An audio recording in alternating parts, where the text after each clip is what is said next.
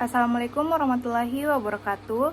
Perkenalkan, nama saya Yusnita Prilia Ramli dengan NIM 225790004 dari Program Studi Perdagangan Internasional.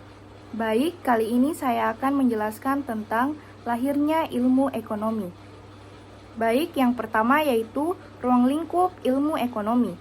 Ilmu ekonomi adalah ilmu yang mempelajari tentang perilaku manusia dan masyarakat untuk memenuhi kebutuhan manusia yang tidak terbatas dengan sumber daya atau alat pemuas kebutuhan yang terbatas. Manusia memiliki berbagai macam kebutuhan. Kebutuhan merupakan segala sesuatu yang harus dipenuhi untuk mempertahankan kehidupan, dan apabila tidak dipenuhi maka akan dapat mengganggu aktivitas atau bahkan menghentikan kehidupan manusia. Selanjutnya, istilah ekonomi. Ekonomi berasal dari bahasa Yunani asal kata oikos dan nomos. Oikos yang berarti rumah tangga dan nomos artinya aturan atau hukum yang artinya aturan atau urusan rumah tangga. Aturan rumah tangga yang dimaksud bukan hanya rumah tangga secara lingkup mikro atau tiap individu masyarakat, namun juga berlaku secara makro dalam ruang lingkup rumah tangga negara, yang tentunya memikirkan bagaimana penggunaan sumber daya, baik manusia ataupun alam, yang memerlukan efisiensi dalam melaksanakan produksinya. Selanjutnya, ilmu ekonomi. Ada beberapa definisi ilmu ekonomi menurut para ahli. Yang pertama, Adam Smith.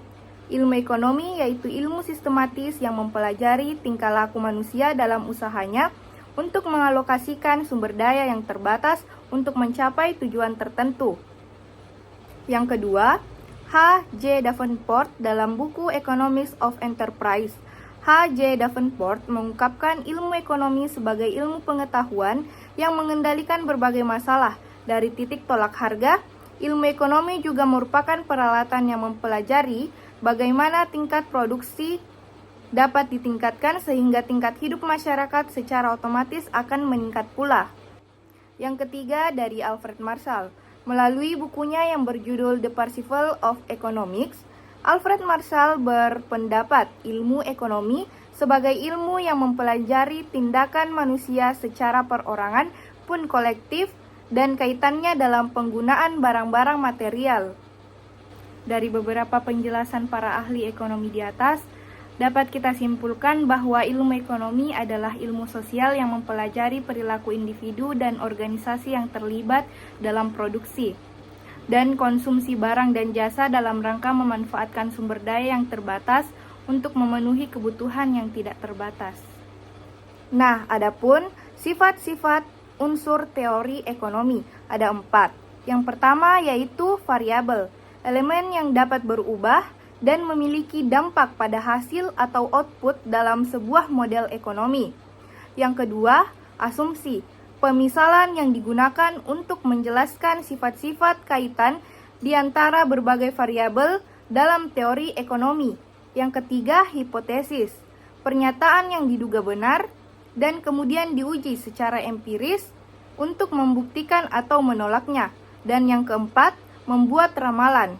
Ramalan dibuat dengan menggunakan data historis dan model ekonomi yang sudah ada, dan kemudian digunakan untuk memprediksi bagaimana perekonomian akan berjalan di masa depan.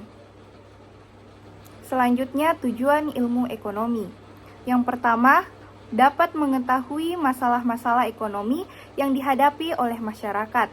Yang kedua, membantu pengambilan keputusan sehingga kegiatan yang dilakukan efektif dan efisien. Dan yang ketiga, untuk meramalkan berbagai peristiwa ekonomi dan untuk membuat berbagai kebijakan yang akan mencegah atau mengoreksi berbagai masalah seperti pengangguran, inflasi, atau pemborosan dalam perekonomian.